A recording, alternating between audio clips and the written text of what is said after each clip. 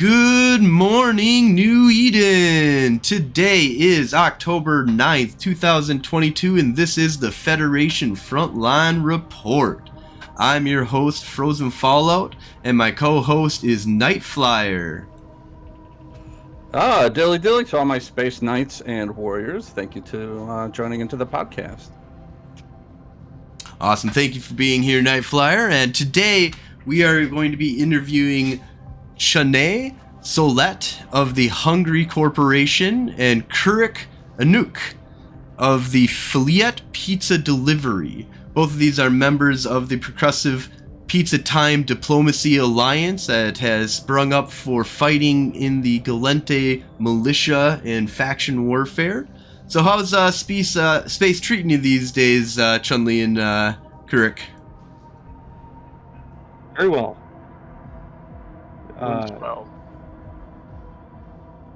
We've got a lot of different stuff going on. AT and militia war is always exciting, right?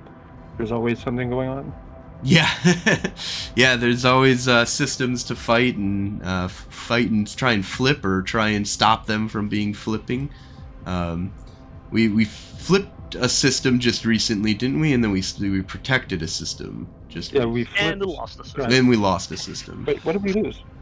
Integral? Integral. Yeah. Shit. Yeah, that happened just today. So. Yeah. Well, AT took priority, so. Yeah. Yeah, and you guys have been doing quite a bit of fun with the AT tournament, so. I saw that you guys punched fucking Snuff in the nose, gave them a good 0 points, and took 100 from them. Was more or less a gifted victory. The Mimos, there wasn't much of a comp.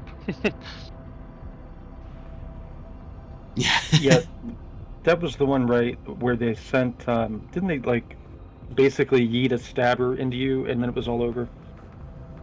It was the 4 Demoses, right? So, like, it's a very expensive composition because of the point penalty. So each Demos was increased by 4 points because there was 4 of them. So it was not a great team. However, we did do really well against Hidden Leaf, which is, Oh yeah. like prior our match, they basically went more or less undefeated with only a few ships lost, and we basically got them down to 2 ships. That put us in the redemption tournament, and we did okay for being the first time in the Alliance tournament. As like the name itself is not a first time in the Alliance tournament, but the members that were participating, it was the first time. Right. Yep. Yeah, that's that is always, you know, I really like the Alliance tournament and getting involved. What did you guys end up placing in the top 16 at all? No, we managed to get out of the redemption arc, the group stages, and we got knocked out by Odin's Call. And props to them, they were a really good team. Like, we didn't manage to kill a single ship from them, but we were fighting the best. So. Yeah, no, that's, you know, when you're going up against, it's 10 ships or less if you're some people decide to bring less than 10 ships, and it's a very, you guys do a lot of training and stuff like that. So you guys go onto the test server and do a lot of different kind of test compositions with each other. Yeah, we did. Yeah, we fought a couple of the multiple teams. Don't want to leave somebody out, so I'm not going to start naming who we fought and we didn't. But huge shout out to Elicon and Chad. Those guys no-lifed us, and I mean, some of them are going to take a little break because a little burnout. But without them, we probably would have not done so well. And it was provided heaps of fun for everybody who participated. I don't think anybody did not enjoy it. The main thing that was incredibly shocking is how much different the game is in the Alliance tournament than TQ. I don't know how to describe, like, where to start to describe what the differences are, but it is not the same game. The way you think, the way you strategize, like, it's crazy. Well, yeah, there's a bunch of things that kind of go into, like, because it's all about points, you know, so that's like knowing what you can bring, what can be fielded against you, what the enemy might be bringing, you know, it's a lot different than, you know, like you see a fleet of drakes, you know how many of they are, you know what you can bring, and you can, you can kind of size things up, but it can be very offset as to, you know, what can be going on, or who gets to know, and what's, you know, what the engagement is going to be. This is kind of a lot more blind, but also a lot more, you know that it'll be 10 people, but you don't know exactly what they're going to be bringing. Yeah, and like our banning and predicting what the other team is bringing, like in some cases we Chad and Elecon almost predict exactly what the other team will bring, and other cases we completely missed the mark. Like it's kind of crazy. You can out metagame yourself by overthinking what's gonna happen. It's crazy. Like I said, it's totally different kind of game. Yeah. Yeah, that's the big gamble, and I've seen it with, my own Corp Noir, where, great pilots and they fly great, but it's just the wrong comp, and you can't reship, you can't warp out. You know, it's a head-to-head battle with what you brought. Yeah. We definitely were underdogs. I mean, like neither one of us have ever flown in AT, except for Nix. He has flown once, very, very, very long time ago. So it was hella fun.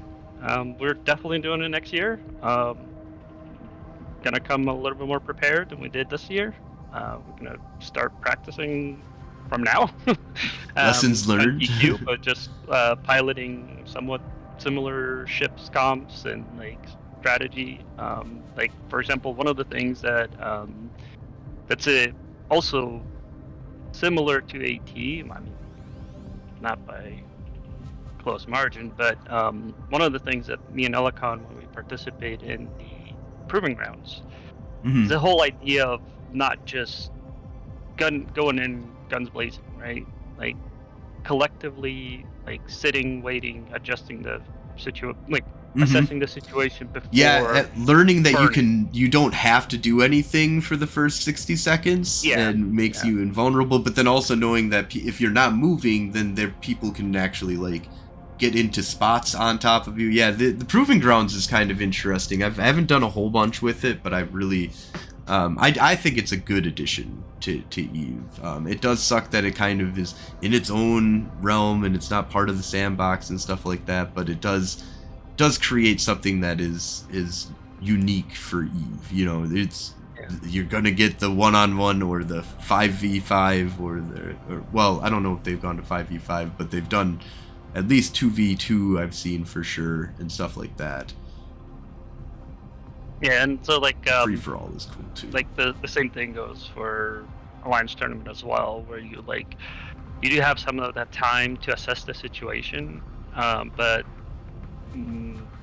like that decision making at the beginning of the match is pretty much make or break, right?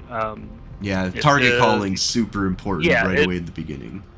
If you decided to go this one route, and basically any like experienced team, right, would either have a quicker, more accurate decision in the beginning, or they would recognize the mistake with the call and would switch quicker, right? Towards the end, we were getting better at like adjusting our tactics, but still, I mean, we're a rookie team, but we did really well. I'm very, very proud of every single person that flew with us. Like, oh my goodness, like it was hella fun. Like, I'm still like haven't recovered from shaking from those couple of weeks. Like, yeah. Yeah, Like, that's even that. the Hidden Leaf match was probably the greatest thing that I think that we achieved in the Alliance tournament. That was epic. Like, it was inches of us making into the round making into the actual Alliance tournament. Yeah. Yeah, and they're a good group of pilots, just like Odin's Call. You guys. Oh yeah, Odin's Call. Like, we were really fantastic pilots. They're great at AT. Their ship choices are unique and work well. So I appreciate it as a spectator. You guys, the time and effort that all of the pilots put into that. But also you brought up the burnout too, and yeah, we've suffered that. Also, get the guys to just put in so much time. They're like, I need some time off. So also thank you to all the people in the chat spamming pizzas. That was very, very exciting for every single one of us to feel the support. And also shout out to Yem making it through. So we still have we have a faction warfare in the tournament. So Yeah, that's huge. And yeah, the representation, I saw Ursha Khan, their first fight they did really well. I'm trying to remember who was that they went up against. But yeah, it was kind of cool just seeing all the faction warfare groups kind of showing that, we do know how to fight. We can get out there. we could be part of this. yeah. So let's go to just a round of questioning that I normally do for almost all of my interviews. It's kind of like, how did you get into EVE Online? So I'm going to kind of start that question off with Chaunnay Solette. No, Chaunnay? Yeah. Solette. I'm going to call you Solette. That's fine. Yeah, so I got in about 11 years ago, just sort of on a lark from an advertisement or whatever, and was essentially a Care Bear, I guess. I played alone. I kept trying to recruit friends to play with, and they played for 2 weeks. And EVE is kind of a unique game, and it was really hard to get, like, my real-life quote-unquote friends to, to stick with it, basically. And so I ended up playing solo for a long time until I got into RVB. And then that sort of got me into the MM part of the MMO thing. Okay, so RVB, really the valuable. red versus blue. Yeah, And so Yeah, that's like two alliances or group. So it was 2 corps in the same alliance. There Back we go, before yep. we had like the dueling rules and a bunch of the stuff that we have now, it was basically a workaround to, fight in high-sec space without getting concorded. And with a real emphasis on fighting as much as possible, affordably, in sort of fair fights, more or less, kind of. And it was I can't recommend it highly enough, although it's not around anymore. That's how I learned to play, more or less. yeah, I heard that Sharks versus. Sorry, my cat wanted to eat my laptop for a second. I think it's Sharks versus, where is that? Bears, maybe? Sharks Is versus Bears has been started Yeah. back up in that same kind of spirit. People say to join eUni, and that's great for new players, obviously.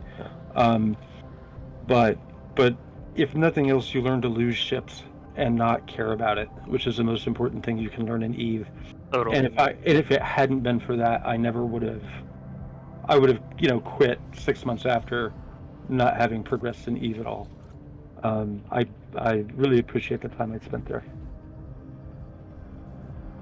Yeah, and that's really the secret too. I mean, I don't know that I ever get over losing a ship, but yeah, it's not the end all be all. The hate rage, that you go with the loss of a ship. Yeah, you lose enough of them, you just move on to the next one. And it also teaches you that EVE is. Oh, go ahead, Kurruk. No, and it's like, it's not necessarily just like this golden rule, right? Not necessarily like don't fly what you can't afford to lose, right? Because like somebody could be extremely rich and still could be incapable of losing destroyers or frigates. So it's more of like what you emotionally can afford to lose and not get mad. So it's probably way more important than financial loss, because the thing is, right, like a lot of times we hand out ships and we got to, like, for example, the last Naga defense, right? Nix was willing to shell out whatever was required to defend it. And the thing is, like, yes, you're going into a meat grinder, right? You're losing ships, and some people cannot, even if it's a free ship, they still can't handle it, you know? It still feels like a loss, even though it was free. I mean, sometimes with Nix, I feel like the anxious house mother or whatever, like, no, that's the fine china. No, don't touch that. No, not the Zarmaz. Please, not the Zarmaz. Nope, we're throwing the Zarmaz in. And I'm following him around, like, and it's his money mostly, but I'm following him around, like, totaling stuff up and going, the overtime alone, Nix. But Kurruk's right. That's the only reason that we held Naga, was that mindset. Yeah, and the main thing is, like I said, it's like the loss isn't just financial. The loss is also like emotional. Like right now, my losses are mostly tied to kills. So like if the ship gets enough kill marks and you lose a ship, it's more or less that's what hurts the most, rather than the loss of the ship.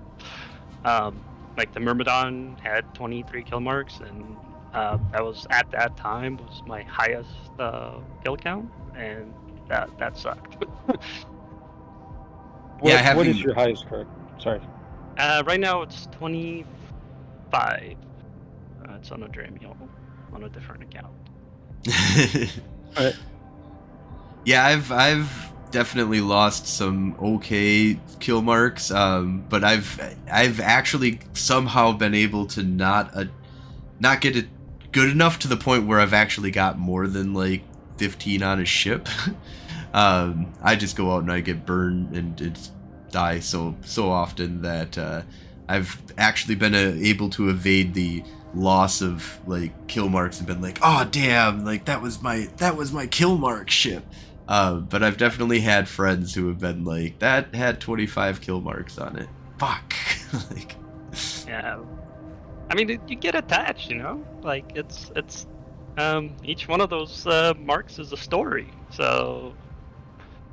Are you looking forward to the new holographic kill marks? Where it won't be a little niche on your ship that you can hardly see. It'll be like this big holographic display. Yeah. Any changes that coming in, I'm excited for. Just because, I mean, faction warfare hasn't seen some love in a while, and we clearly have really passionate players. If you pay any attention to the Discord, right? Like the faction warfare Discord is probably the most passionate, the most active Discord in the official EVE channel. So. Yeah, I'm super excited about the upcoming expansion. I think that's going to breathe a lot of life, especially the concept that it's not so with front lines, the winnings, if Caldari take the entire war zone, it's not going to hurt people when it comes to making money in faction warfare. The losing side getting that 50% reduction to the LP that they get out of plexing, and the winning side sometimes getting 250% increase to their LP and mission. I mean, that's the big thing, like mission payouts. When you've taken a whole war zone. Needs a look. What's that? The tier system definitely needs an adjustment. Well, they're getting rid of the tier system completely. Yeah, so that's gone. Like, that's everybody gets paid out based upon where you fight. So if you fight on the front line, you're going to be getting hopefully that like 200% fucking bonus to LP payout. Go to the dangerous fucking spots and make people want to be in the dangerous spots, fighting over those systems. Not, the plexes should be being fought over, not just for LP, but for, now we're going to have to deal with not being able to actually dock in our neutral or currently owned by our faction warfare Aster houses or any other structures that are in enemy territory. There's a bunch of things that are kind of being added in, and getting rid of that tier system is just... That tier system, I think, was great to create a pendulum due to market forces, but it just was... It was better than the original. I don't know. Did you guys ever play in the original? Yeah. Good. Like the one that I always missed when people pushed to tier 5 to cash out, and I always ended up cashing out at tier 3. Yeah, that sucked. Yeah, that was stupid as fuck. That wasn't great. Yeah, like 30 minutes, maybe, and then you just have to wait a month, and then they switched it over, to the new system. So I'm sure there's a bunch of the new system, the current system. Were you, Solette, were you at all involved in the tier 5 pushes of old where it was a discount on the store? No, I remember reading about it, and I remember some of the shenanigans that went along with some of the market manipulation and things like that. But I was not in faction war at that time. I remember being really impressed, though, with sort of the organization and the cunning that went into some of that behind it. And you were talking about the changes that they're making. The reason I didn't get into faction war like 8 years ago was because I had this little reservation about leaving my corp. Mm-hmm. And so it'll be interesting to see what they do with that. So no, I wasn't in there, but I wanted to be, and so hopefully that's a positive change too. It'll make it easier for people to do that. Yeah, I'm interested to see how they... Means in factional warfare. By the way. So I think that's an interesting thing, is the being able to flag yourself as a participant in faction warfare, which they've actually pushed back now. So that's not coming in November, unfortunately. The frontline systems will be first, but that is an interesting thing. My question though is like how are they going to be able to do that? Because what if I'm in my corporation and two of my buddies sign up for faction warfare for the Caldari, and I sign up for the Gallente? What's the overview going to do with them? Are they going to make them war targets for me? Am I going to be a war target and I can't go to Jeddah when I flag myself, even though I'm not in a faction warfare corporation? Right. And then what's the point of having a faction warfare corporation if there isn't if other people are just going to flag their can you flag your corporation and still be in an alliance, kind of thing? So yeah, I'm interested to see what they come out with all that, because it's gonna be a tricky. I'm not surprised that they pushed it back, because I think it's exactly. Gonna be tricky. I think that's like all these angles. They're just too many of them, and it can't make the design quick on things that can come from different angles. Like the way I perceived it, imagined that it would be great if that would cause fractures in the big groups, like the blue donuts would fall apart essentially because of it, because you got like a corporation within an alliance who was aligned with one side, the alliance itself aligned with another side, and then they go roam the low sec, they run into a gate, and half of the fleet is dead because they align with a different side. Right. Like, oh, the chaos. Yeah, the potential for chaos is insane. Yeah, I had that talk with Asterothi of with the new gates and stuff, and what would be the potential of nullsec getting pulled into faction warfare? Just one or two systems in nullsec, just so those big blocks, that want to stay out there, could get pulled in. They could use their big ships and stuff out there. Yeah.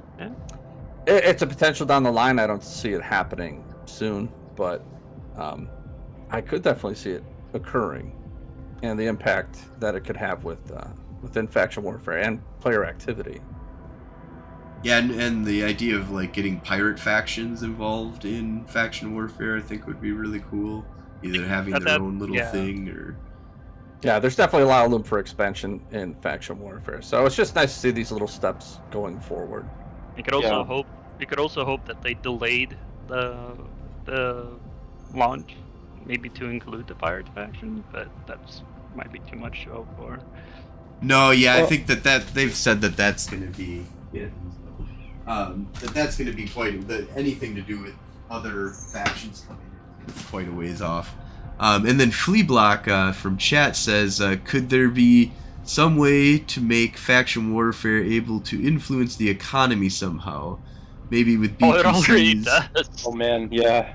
Yeah, that's the whole ship thing. It right already now. does. Look at the price of a hook bill in JITA versus the price of a Comet. And I'll give you a hint. One's 12 mil and one's 35. Yep. Is the Comet 35 right Is now? your influence on the economy? Something like that, I think, isn't it? Oof. At least. 20, Maybe I should be 21 mil. Oh, really? Okay. Yeah. But yeah, it's, Well, I got a bad deal. Yeah, I because just we bought did some and stock them for 20 mil, so what's up? I'm like, I'll take them. Yeah, so it does to a certain degree, but I mean, I think he's talking also about like, maybe he says maybe with BBCs for faction titans that you can only buy on contracts from faction warfare alliances, which is kind of the way that it goes with a couple of items right now. It's not it's not faction titans, but it is faction cruisers. I believe there's a couple that can only come, or one that can only come from faction warfare. Is that the Navy exec. The Executor, right? Only comes from faction warfare store.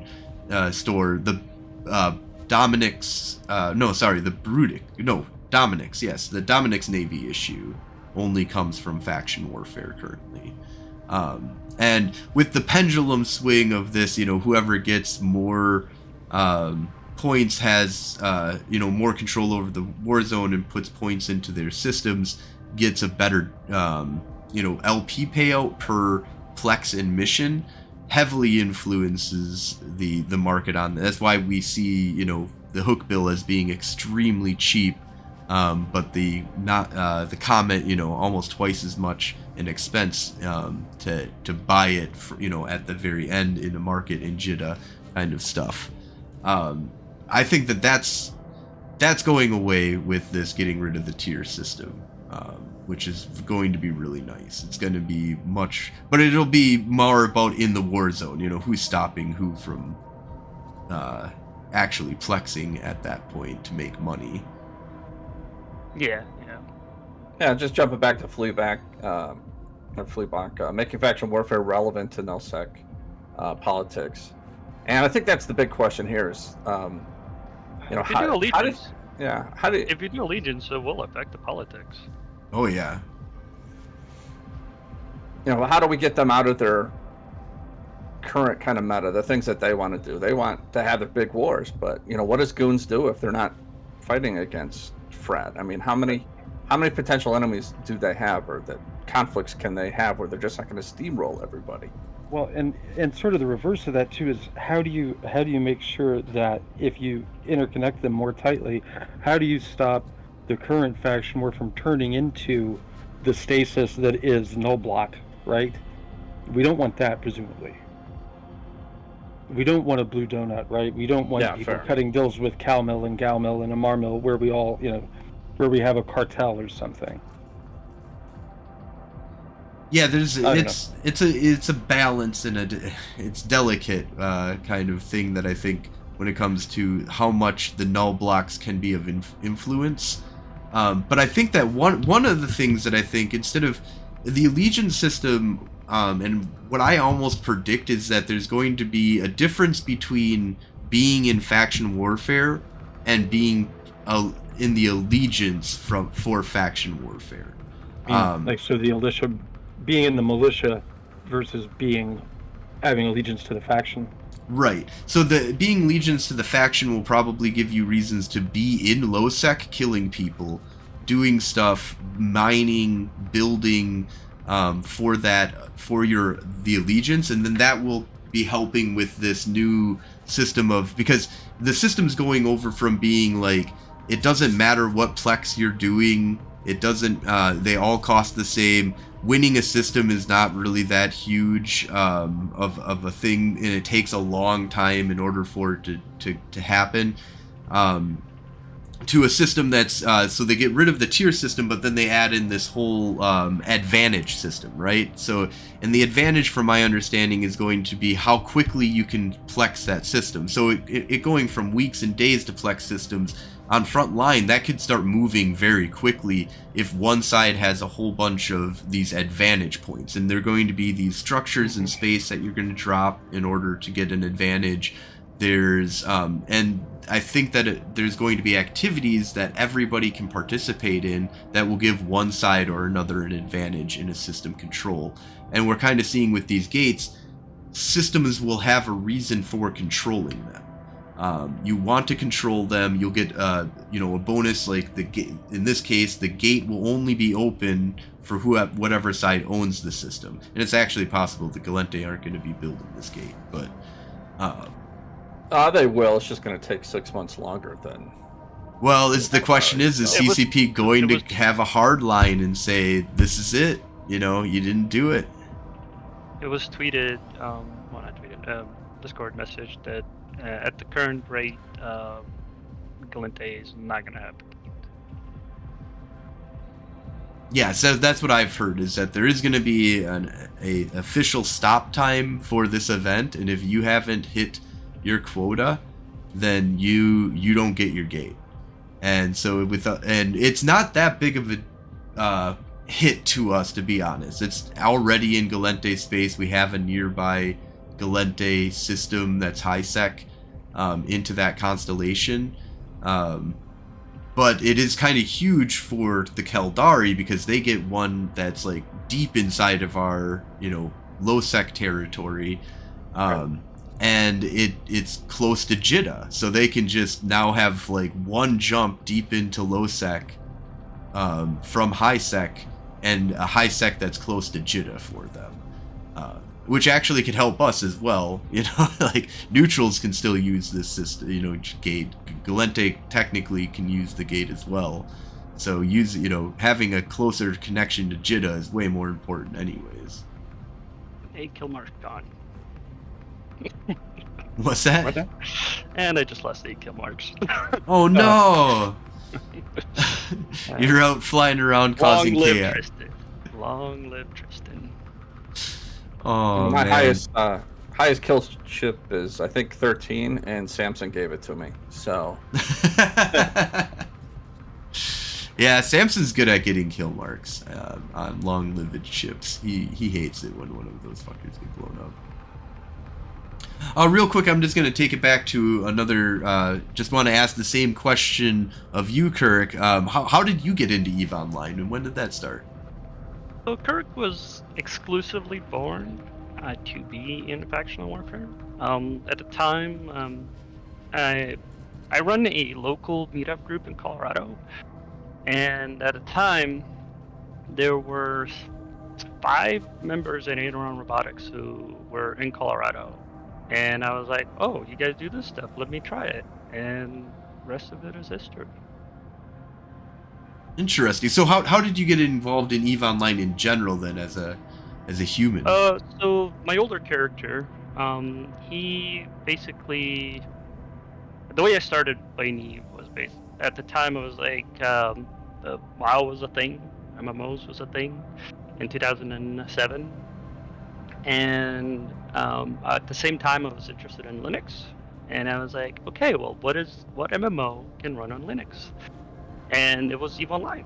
I was like, great, it's space, Linux, EVE, like MMO. Okay, let's do this. And I tried it, hit the wall, didn't know what the hell's going on, and I came back in 2008, and luckily somebody in local chatted me up and helped me through the new player experience, which at the time was basically, here's a Rubik's Cube, go fuck yourself. Yeah. Because basically you created your character and you're in space with your rookie ship. That's it.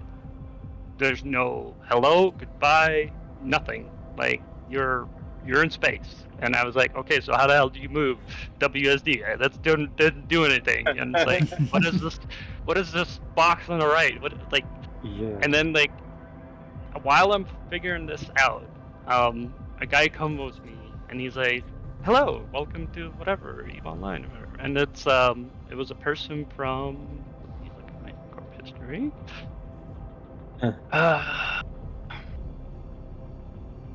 Sorry. No, not a problem. From Wolfpack. And he basically was like, so what are you struggling with? Here's how you move. You can dock up here. So I started mining with them, running some missions. Yeah, and it's like, yeah, without hand-holding in the beginning, I think that a lot of us back then couldn't have started a game. It was... I know the exact feeling because that's I started in the beta, and you just get dropped in, and I definitely like looked around, saw how cool EVE was in the concept, but then I was like done. Like I don't get it. I don't understand what I'm doing. Recently, I even got found I recently found in audio. There's a checkbox for override dynamic music for classic EVE music. And oh my god, nostalgia is hitting hard. Yeah, I prefer the classic for sure. Yeah, the whale song is like hits really deep, man.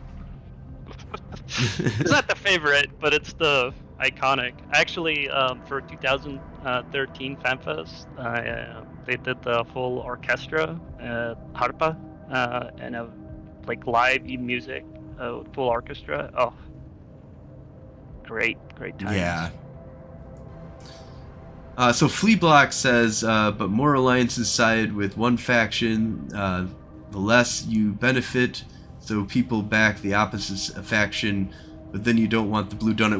And that's where, and I mean, you see that already in faction warfare. If one side's winning, they're getting a benefit to a certain degree.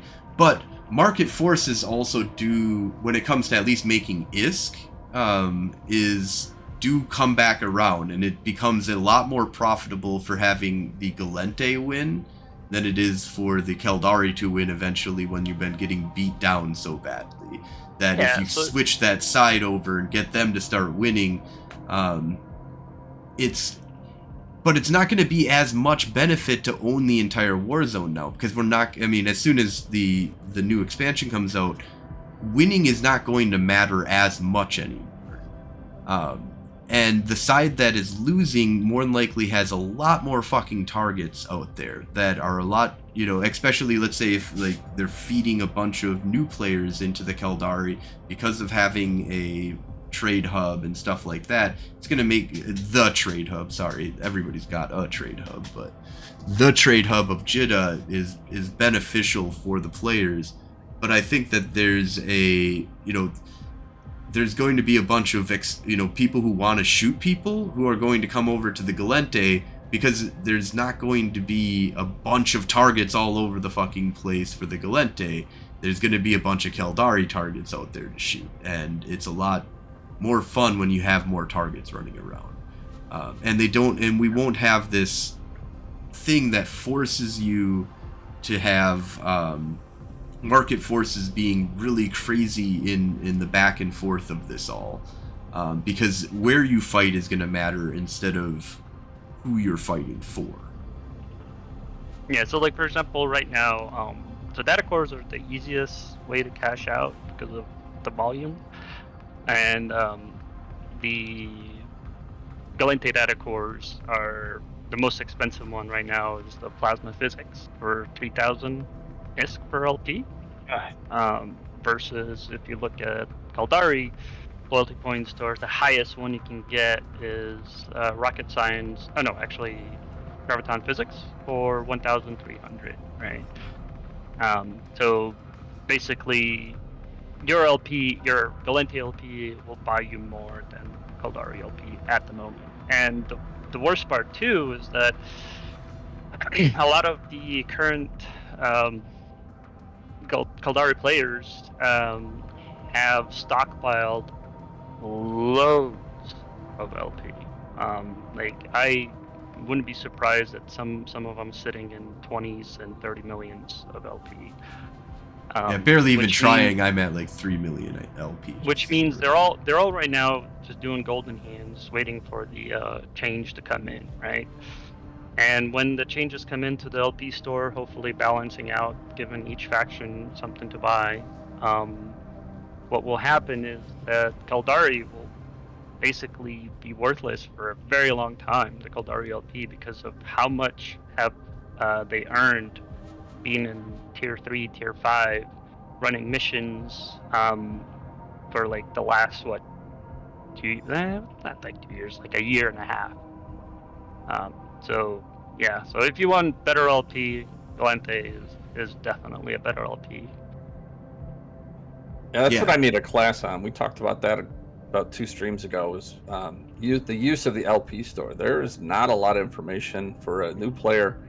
Of okay, so I got 100,000 LP. How do I really make some big bucks with it? How do I do something? I mean, I just use mine personally. Like, I want a Comet. Okay, I can use that. I want Fed drones. I can buy that. But outside of that, I mean, as far as using it for money, again, I've never really had anybody handhold my way through that. So I mean, I know that in our Discord, I keep an eye out for new guys who make the mistake of buying cruiser BPCs because the market's upside down on them. And, you'll see me just running, screaming into a thread like, Jesus, God, no, stop, whatever you do, please. You don't do that. And it's not really that easy to explain why it is you should never buy, a faction BPC or an Empire BPC with LP. Well, that's really fucked up now point. because of the changes, right? Like, right, BPCs exactly. are just fucked. Like, and so you get somebody who's new to Faction War or new to EVE, and you sit them down and say, well, are you familiar with the efficient markets hypothesis? And here's your Friedman textbook. And we meet Monday, Wednesday, Friday from 3 to 4 p.m. There will be quizzes. It's all to explain why you got screwed on trying to do crafting. Okay, because people understand crafting from Minecraft. They get that. But then you put this whole wicked EVE back end on it, and you're right, you need a class in it.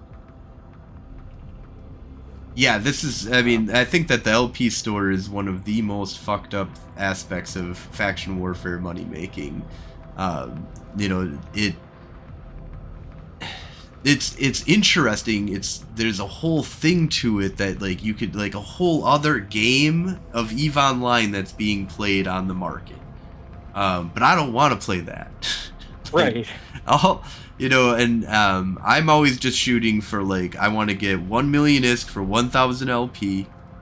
And if I can get that out of my it, and the BPC thing is really screwed up because you'd think, okay, this is not going to be much of a difference between getting a frigate with a BPC or getting it off of you can churn in one item, have another frigate that's tier 1, get churned into a ship for you, but that is something that is also very recent that just got totally hammed over because of everything with the way that you have to make your items now, with all the different materials and stuff like that.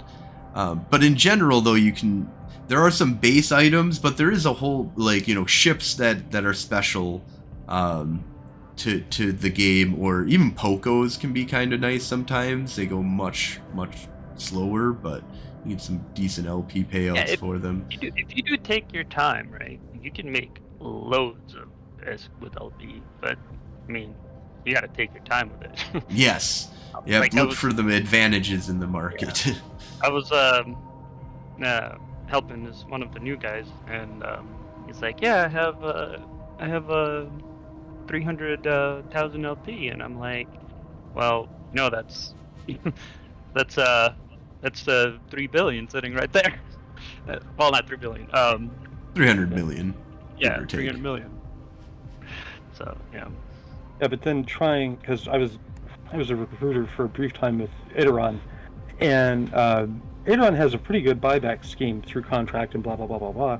Trying to explain that to new people, No. See, are you taking notes? And if one of the ways to get people into faction warfare, one of the things you have to do is you have to pay your people, right? Yeah. People have to be able to live. And if they're new guys that only have one account, they really need to be able to live. And so here you are again, you put this complicated contract and recontract, et cetera. Oh, and then you have to wait for the jump freighter, and it only runs on Tuesdays. And the guys are going, yeah, but I need an incursus, please. Yeah, I just need the few million ISK, I don't. Right. I'm not waiting for billions. Especially because there's this sort of expectation that EVE is about being entrepreneurial a little bit. And so even if you're handing ships out to people, which happens all the time, obviously, there's still this voice in the back of your head that says, well, no, I should be able to afford something on my own. Yep. I should be able to make some amount of money doing this. Yep. In a big sense, that's one of the things that makes EVE problematically unique, is that in most games, doing the thing that is the main focus of the game is inherently profitable, right? So like in Warcraft or whatever, if you're killing the bad guys, you get gold or whatever. Doing the main core gameplay loop pays for itself. Absolutely not true in EVE. Absolutely, 180. There's many times where I've logged into EVE and been like, I wish I didn't log in today. Like at the very end, I've lost everything. Because unless you absolutely never lose a ship, you're going to lose money if all you do is fight. And it's magnified in faction warfare because of the barriers that we just talked about, I think. And hopefully some of those will be, go away a little bit. Anyway, sorry. Oh, that was great. One of the suggestions that I put in the before the EVE official EVE Discord existed, in team talking stations, there's like the suggestions, CCP please. One of the things I posted there was basically taking all the tags that drop in plexes, turning them into commodities, right? So like basically LP store, new call to tags, and the tags now are just become a way to make ISK for the new bros, right? Because like I have picked up tags for a very long time. Yeah. I haven't picked them up in a very long time, right? So, but the thing is, for someone who's just starting, right? Like if you take a medium plex, right? That's like roughly 7 million in loot. Yeah. Right. That's a Tristan, right there. Right. Right. Like just in tags, and so like if like experienced players, they just don't bother, and if new bros could just pick it up, dock up, turn it into raw ISK, I mean that'll be a way for them to get the liquidity going, because like even if to cash out, right, you have to have ISK to cash out. Right. Yeah. Usually. But, yeah, like one of my alts, right? Like, so I don't trade ISK between my characters, right? So like my freshest alt, right? He's struggling, like he's severely struggling. I have to use the buyback program to get ISK for him to exchange LP and to buy ships. I mean, yeah, and that's one of the like tricks of the BPC, is that you don't have to spend any money on it, but you can't sell that fucking thing worth shit, and it isn't, like, yeah, I think that is a big problem with faction warfare, because you can make good money doing faction warfare. It's just figuring out how to make money off of faction warfare in the beginning is really rough on players, because I mean technically you can start off the first day, learn all the really basic kind of stuff in the first like tutorial stuff, and as soon as you get out of that, you can join faction warfare and you could start making, with a frigate, you can go into novices and start actually running novices and make pretty decent ISK after you've jumped through 45 hoops to get that ISK beyond just running that site. Definitely, like, reducing friction for cash out would be phenomenal. Like, yeah, I wouldn't even mind if there was like a, like there's a level above, that you can do all of this other stuff and jump through 40 hoops and make more and better ISK by doing that. But it would be nice if there was just like a floor thing, that a commodity that you could even turn your LP into. And I love the idea of the tags being like a commodity. Because at least that would be a start. But even just a commodity, which is very similar to what the, like you guys are saying, data cores kind of are. But now there's this whole offset on, like, you have to find the right fucking data core and make sure you know which one that you're buying properly, or you get fucked. As of today, right? If I look at the Federal Defense Union, the forward sell prices, right? You look at data cores. Like as I said earlier, plasma physics, 3,000 ISK per LP, right?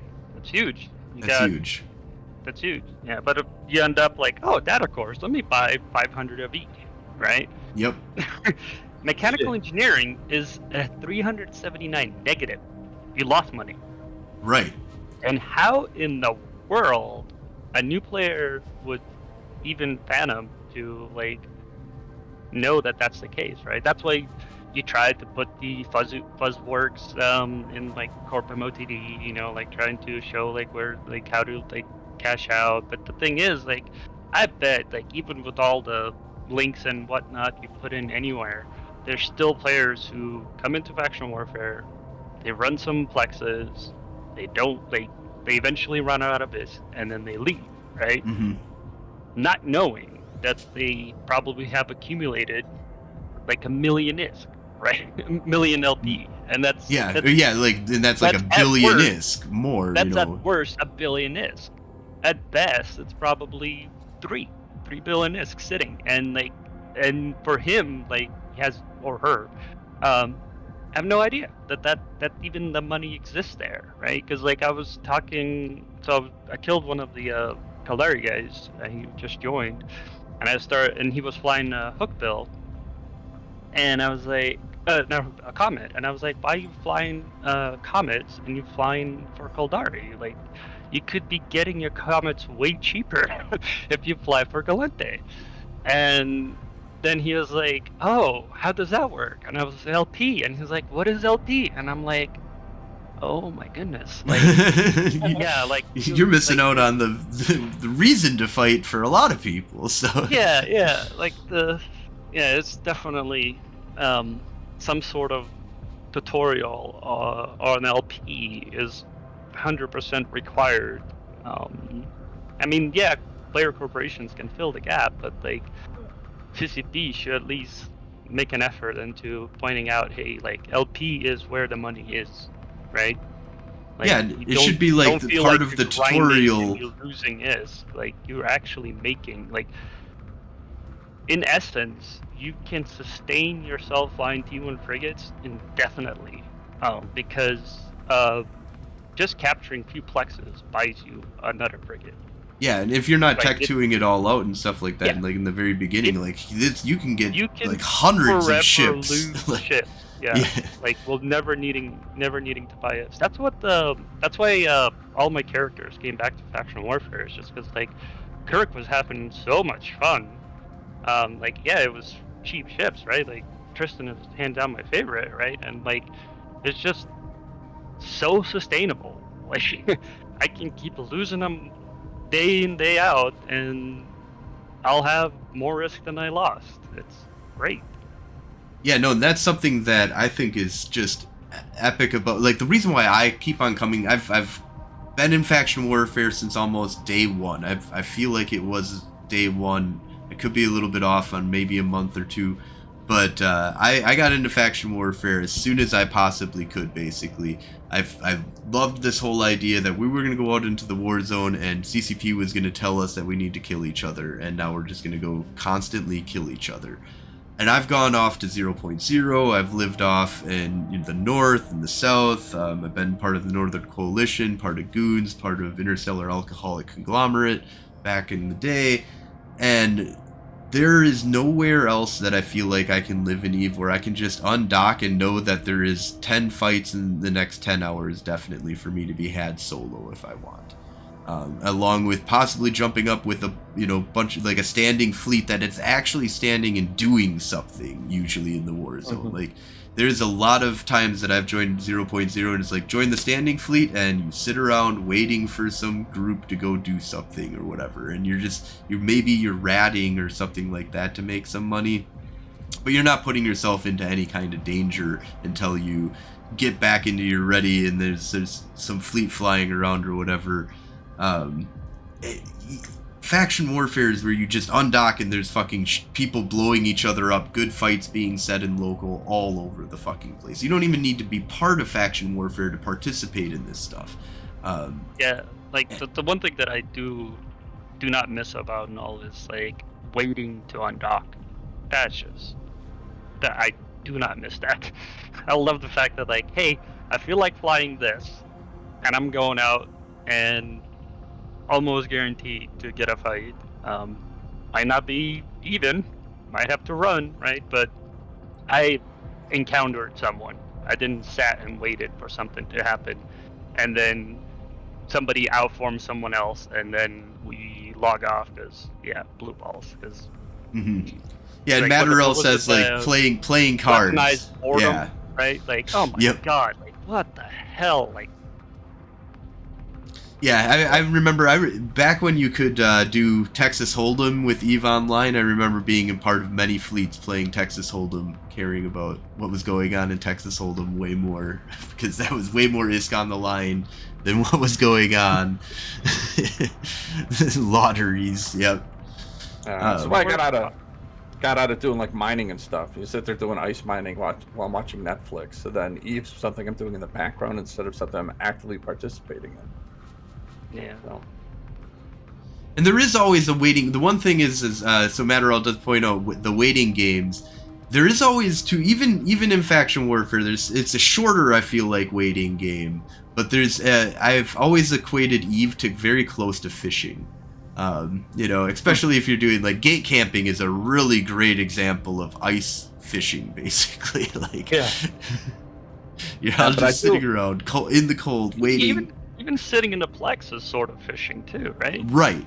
Yeah, and well, that's the thing that I love about faction warfare is that you make money while you're trying to get a fight. Whereas everybody else is usually not making any money waiting for a fight. They're making money trying to avoid a fight, or they're trying to look for a fight, but they're not making any money. Yeah. Like, worst case scenario, right? You get LP. Best case scenario, you get a fight. Right. Yeah, exactly. I mean, worst case scenario, you lose a ship. Or worst case scenario, you get punched out of the plex or killed before being able to get out. And that can be but it is kind of nice. I like whenever I'm not in faction warfare and I come to faction warfare, I'm like, I just hate sitting around waiting for the stuff and not getting anything. So I have to be in faction warfare, because then it's like, at least I want that timer to get to 0, and if it doesn't get to 0 and I get into a fight because somebody tries to stop me, it's like the best of both worlds. Like, yes, I'm excited now that I'm getting a fight, or I got kicked out of the plex and I'm gonna have to go find another plex, and because a worm came in on my Tristan. But at least something exciting's happening, and right. there's a sense of loss getting kicked out of it if a worm comes, and I might want to try and sneak my way back in there, kind of thing. And there's a lot more play to be had. Whereas I'm not in faction warfare, I'm kind of like whatever. It's boring. There is a part of that waiting game that is great, which is sometimes the conversations and stuff that we have. The wormholes that we fall down. We had last night, we were talking about, I brought up the YouTube videos of the lost civilizations and prehistoric, and is there human beings before what we currently are, and that just led into a whole shitstorm of different conversations and stuff. So and I think that's one of the unique things with EVE that I've come across in my time here, is just that camaraderie, that shooting the shit, just the meeting of you guys. It's a lot more closer, right? Like, because usually your corporation is like 20, 30 people, right? So you get to interact with them on a daily basis, where like if you're in a group of 600, right? Like, you probably don't know half of your members next to you, right? Like it's like a big corporation. Like if you real life, right? If you work for a big corporation, the next guy in the cubicle, you don't know their name. Like you don't even care. You just come in, you do your job, you push F1, and you call it a done, right? But like in a smaller group, like wormholes, factional warfare, and you're in there in the, in the grit, in the dirt, digging shit. Yeah, when you hear Sully talk, you're like, I know Sully. Like, Yeah. Exactly. Yeah, but I was laughing my ass off yesterday when we were in Naga. I can't remember what he said, but Saber was talking with somebody, and just someone dropped a bomb, and it was just so funny. But again, like I don't know any of these. I just started flying with you guys, so. But you got the camaraderie. You can kind of just do that. You can fall in. yeah, It's like standing part of those fleet. waiting games. So. Standing fleet is a lot of fun, and I really like that the camaraderie that there is with everybody. And it's faction warfare corporations are so fucking focused. What are you doing? We're trying to shoot people in outer space in a very contained area of like 100 systems or less if you're part of the other war zone. You can kind of go over to the other war zone or not, but you're usually like, you have like a space that you're gonna live, you're gonna be fighting together, and everybody knows that this is the small group of people. I even think if we grow faction warfare by times, which we've been much bigger in the past, of times 2, times 3 from what it's at right now, even if it is bigger, you get much more sense of camaraderie because you're in the trenches every fucking day, instead of maybe you might have in nullsec like a year-long war, but then there's going to be calm after and before, and your enemies will change, right? Yep, your enemies don't change here to a certain. The neutrals change, but there's always Keldari that you're looking to shoot, and you don't even need to really hate your enemy as much as out in 0.0. You really, really fucking hate them. This you can be really. There is much more of like it's okay to be Keldari, but I'm gonna shoot you for it. Also, like there are some Keldari that are you fight some specific person day in, day out, right? And 1v1, you wave, you say hi, you're like, see you tomorrow, right? Like it's like you don't, like, even with your enemies, right? You fight on a friendly terms. There are some that are excessive. Some that cannot be named. But regardless, like it's a game. So like the point being, like we're all here to shoot each other, right? It's a mean of communication, and it's about to having fun. It reminds me a lot of living when I lived in New Orleans, living in the neighborhood I lived in, because you sort of see the same people in the same places every day and get to know them. And there's modern dwarf. Oh well, he's so and so. So and so is in the name. Okay, well that's the curse in the medium. Hello, so and so. Curse in the medium today. Okay, all right, fine. It feels familiar enough to be sort of comforting, but also it's dangerous, which is kind of neat. Man, those stories too. They build up too. So. Awesome. Well, we are coming to the end of the show here. Before we kind of jump out, though, I want to give some time here to both of you. If there's any current projects that you're currently working on, or you got a YouTube channel, or any shout outs that you want to give, kind of give that kind of segment of time for you to kind of talk about stuff that you're doing, or stuff that you think that our audience might be interested in, that are your own personal projects or whatever.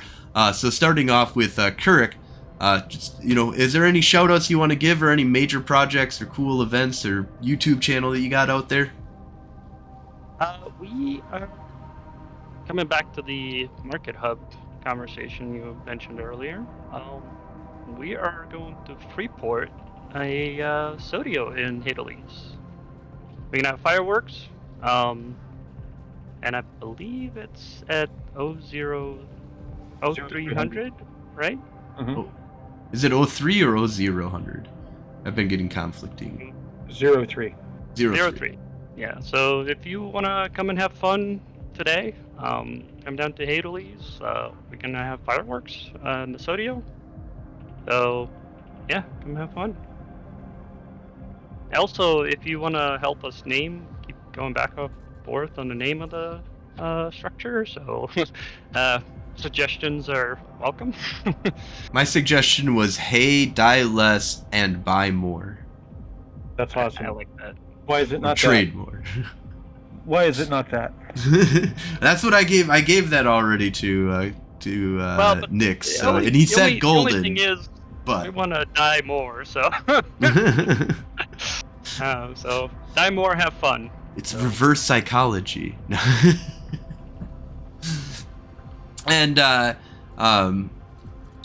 Solette, do you have any shout outs you want to give? Any special things going on in your life, or I did.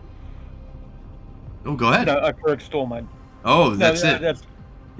So everybody come out 0300 and bring stuff to buy and sell. We it's not like some little rinky-dink affair. We have close, I think, what? Yeah, you'll see it on the economics report.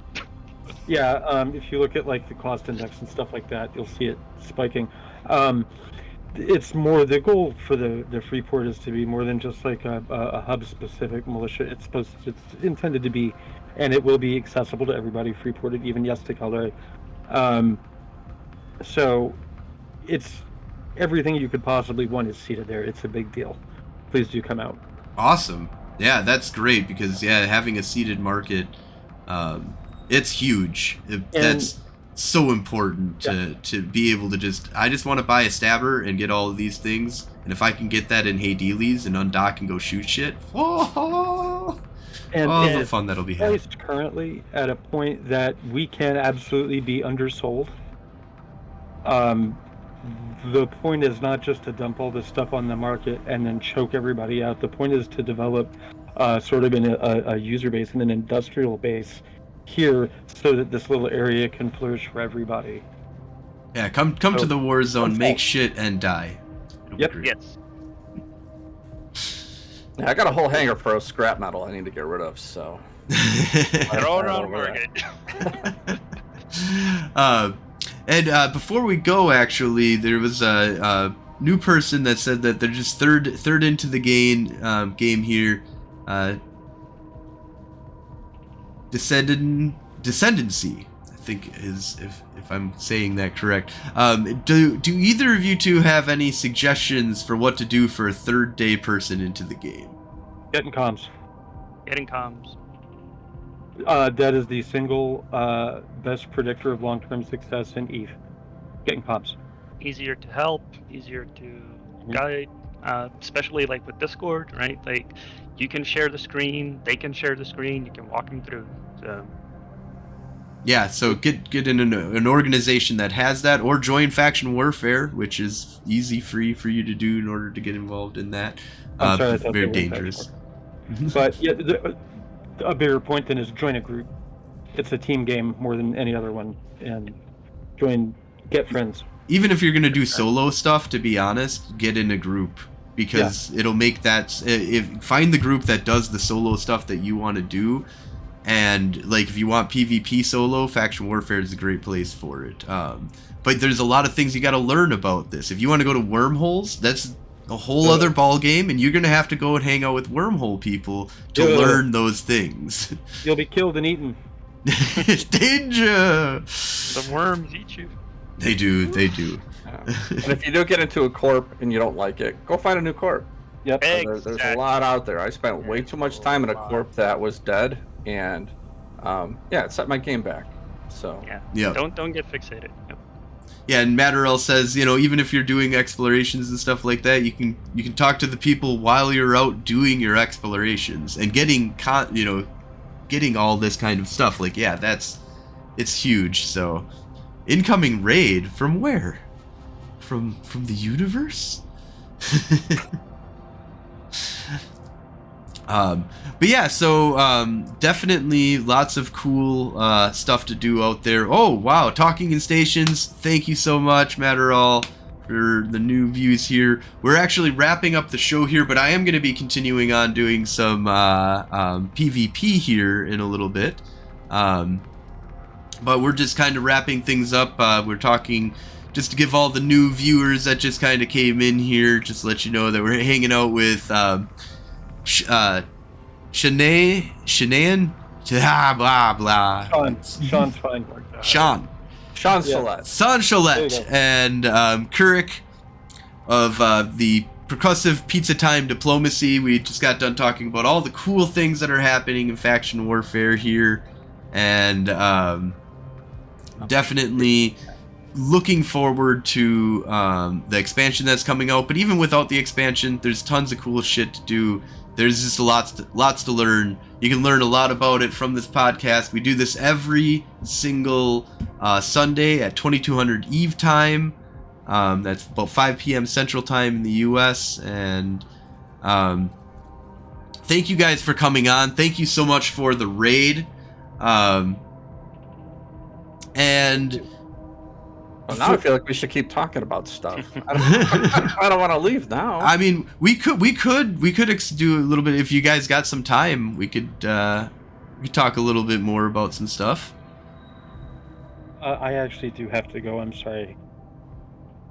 Well, you know what we can do is we'll end the show here, but we're gonna definitely be continuing on. If you want to hang out, we can ask questions and stuff like that. I'm just gonna be running around in a ship trying to get something blown up. But thank you all for watching. Thank you all for coming by. If you're interested in joining up with the war effort, go ahead and throw in an application to Golden Age Stories in-game. Alt spies, welcome, whatever. We just want to go out. As long as you're coming out and shooting stuff, that's the important part. And also, hit up, there's, Fliet Pizza Delivery. These guys are awesome. Super fucking cool people. They've got a great corporation, great alliance that they're building. Join up with them if you want to. Also, there is the Horngry Corporation as well, both of them in the Percussive Pizza Time Diplomacy Alliance.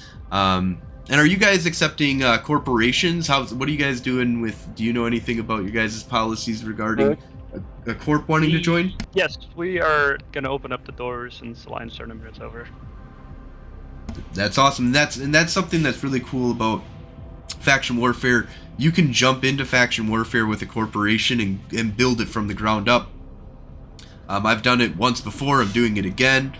You guys just got, I know that Percussive Pizza Time Diplomacy is a newer alliance, if I am correct. It's actually, it has history. So they were part of the original defense of Vietnam 1 back in 2020, June. We had a defense back then, and there was also Vietnam 2, and it looks like we're gearing up for 3, it seems like. Yeah, I'm guessing the Keldar you're going to come for is pretty strong. Well, as long as they come and they shop in Haydeely's at the new free market, they can There you go. That's how it's done. Thank you. Awesome, thank you. And if you want to, you can always watch us on Twitch every Sunday at 2200 Eve time, 5 p.m. Central Time. And if you missed the show live, you can always catch us on the Federation Frontline Report. That's a podcast for faction warfare. It's on Spotify, iTunes. We're also on YouTube. So thank you all for watching, and have a great night. Night, everybody. Good. Night.